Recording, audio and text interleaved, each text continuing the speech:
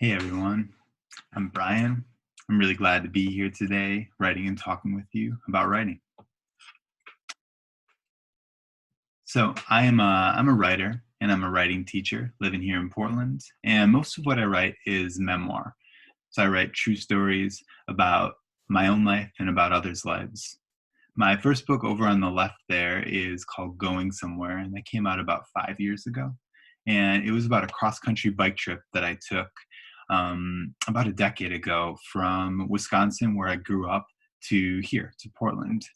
The trip itself took about 2 months, and writing the book took about 5 years.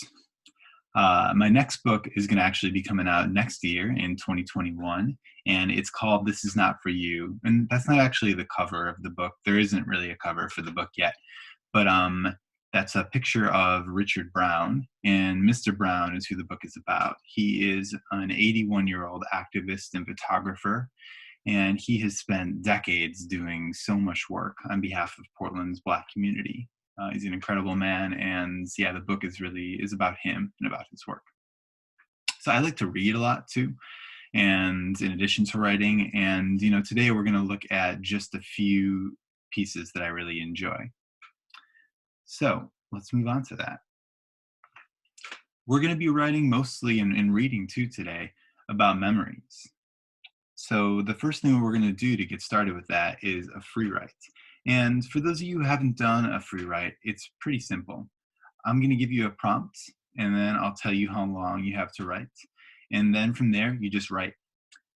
And the idea is just to not overthink it and just keep writing the entire time.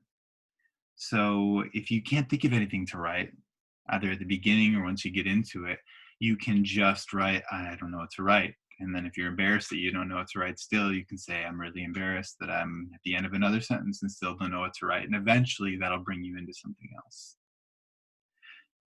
And what we're going to do for this free write is we're going to write about our earliest memory.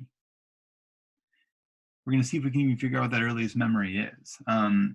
So I want you to think back to some of the earliest images, the earliest memories that pop into your head. And it doesn't matter if you only remember a tiny bit. Maybe you've just got something that somebody said or something that you felt, something that you saw or smelled, just a very blurry moment. What I want you to do is take just 5 minutes and write about that memory. And again, it doesn't have to be perfect. You don't have to get it all down. Just write about it as well as you can. And if there are parts of it that you can't remember, you can write about that too. So you can do this on the worksheet, or you can do it just with a paper and pencil. Again, I'm going to give you 5 minutes. So when you're ready, you can just pause the video and then start writing. And when you're finished up, I'll be waiting right here. So again, 5 minutes, just pause your video now. All right, I hope you all enjoyed that. Welcome back. Like I said, we're going to be doing some writing today about our memories. And I've got some writing that I'd like to share with you to get you started, maybe push you in a different direction with that. So the writing is by a writer named Joe Brainerd. So Joe Brainerd, he was an artist and a writer from Tulsa, Oklahoma. He was born in Arkansas, but raised in Oklahoma.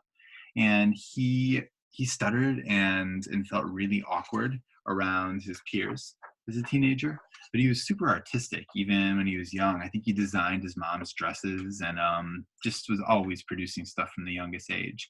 And he moved to New York in, I think, the early 1960s and came of age there as a gay man and as an artist. And he wrote in 1970, I think, he wrote this book called I Remember. And it's very simple in some ways. It's just a list of all the things that Joe Brainerd remembers. And he ended up writing several of those books. You can see the one pictured here is More, I Remember More, which is, I think, the third book full of his memories. So we're going to read just a tiny excerpt of I Remember by Joe Brainerd. Again, here's an excerpt from I Remember by Joe Brainerd. I remember the only time I ever saw my mother cry. I was eating apricot pie. I remember how good a glass of water can taste after a dish of ice cream. I remember when I got a 5-year pin for not missing a single morning of Sunday school for 5 years. Methodist. I remember when I went to a come as your favorite person party as Marilyn Monroe.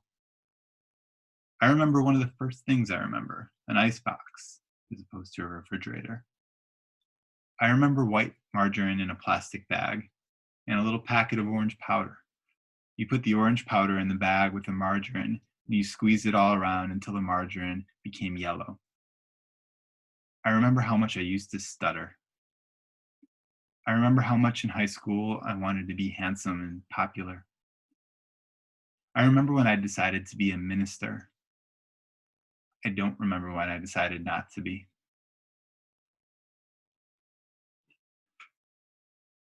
So I love what Joe Brainerd does here. It's so simple, right? He just lists the things that he remembers one after the other, and he does this again for not just one whole book, but three, I think.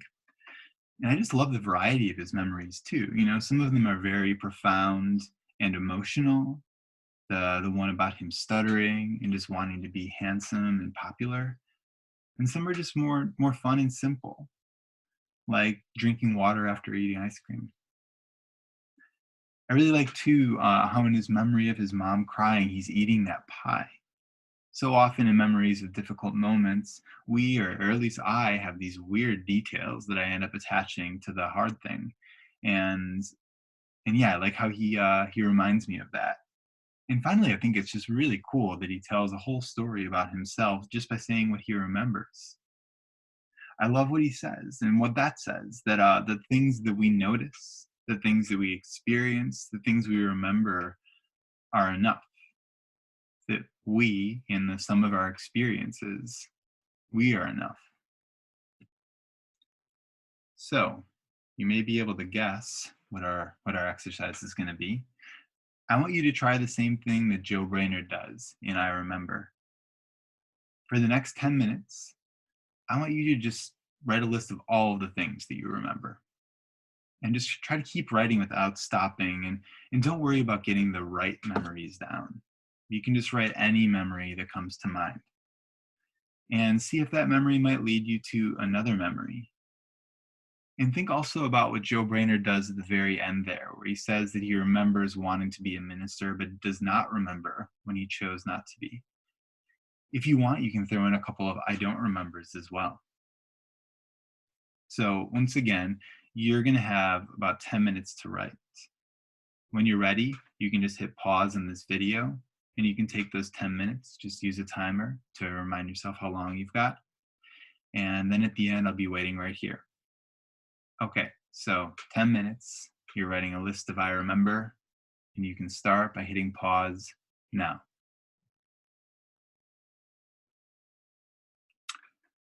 All right, welcome back. I hope you enjoyed doing that. I know that when I write that exercise, and I've done it many times, I'm always surprised at what I remember and where my mind goes, and things that I maybe didn't think were important suddenly become a little bit more important, or I make connections that I didn't expect. So before we end today, I've got another piece of writing that I would like to share with you. And this one is an excerpt from a story, a short essay actually, by the writer Ira Sook-Rungrong. And Ira Sook-Rungrong is a Thai American writer. He grew up on the south side of Chicago, and he's written just a ton of stuff. So 2 memoirs, a short story collection, a poetry collection. He has edited a couple of anthologies. I think both of them focus on people living in bigger bodies.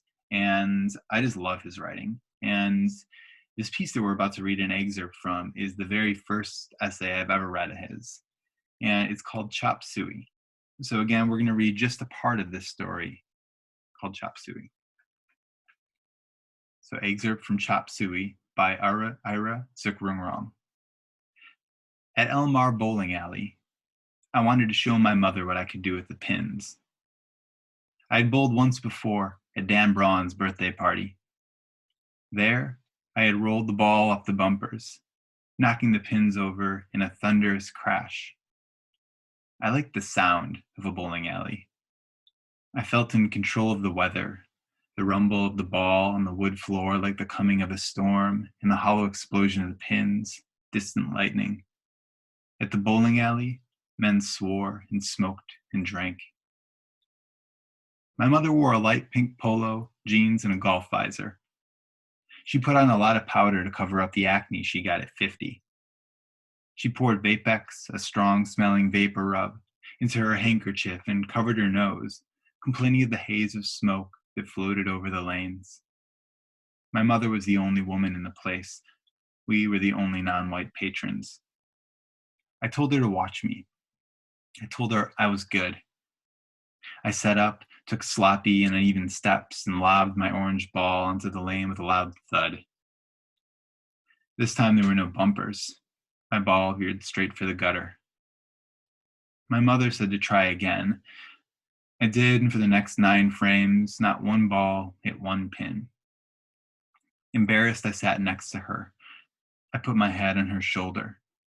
She patted it for a while and said bowling wasn't an easy game.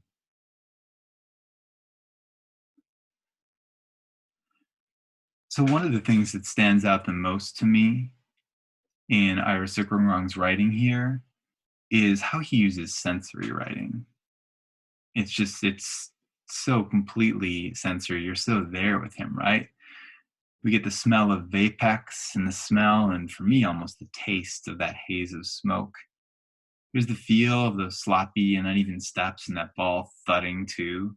You can feel it releasing from his hand. And then, of course, above all, there's the sound of that bowling alley, which he uses the storm for, right? He uses the simile and the metaphor, I guess, throughout of the storm to refer to the bowling alley, where we talked about a metaphor in another lesson. You're comparing one thing to another, and a bowling alley is kind of like a storm sound. And it also gives you a sense, maybe with that coming storm, that maybe there is a coming storm in this story. And I mentioned that this is an excerpt. And right after the storm language, he says, men swore and smoked and drank, and says that they're the only non-white patrons. So he's letting you know in that sensory language a little bit what this story might be heading toward and what it might be about. So I really love that, and again, I feel very much like I'm there, because he uses those senses so well to just put me in that moment with him. If you want to read the rest of the story, by the way, you can find it online. It's called Chop Suey. If you just look up this author and that title, you'll find it, and it's a really incredible story in its entirety. So, like I mentioned to you, I've got a bonus exercise. You don't need to do this one, but if you're enjoying writing about your memories, and if you like this story and you feel a little bit inspired by it, here's another thing that you can write. What I want you to do is this. I want you to look back through that list that you made in our last exercise, the I remember exercise. Hopefully you've got a bunch of memories written down at this point. And what you can do is just, I guess I'm curious, as you were writing, were there any where you just found yourself thinking, I wish I could write more about this moment. I didn't expect to remember this, and now that I do, I'd like to get more into it. Pick one of those memories if you've got one, and if not, if you didn't have that thought, just go through your list and find one that really seems kind of quirky, that stands out to you, that you're curious to see what you'd write if you wrote a little bit more. So your bonus exercise is to describe one of those memories, whether it's a favorite or not, in as much detail as you can. And about 10 minutes for this one too.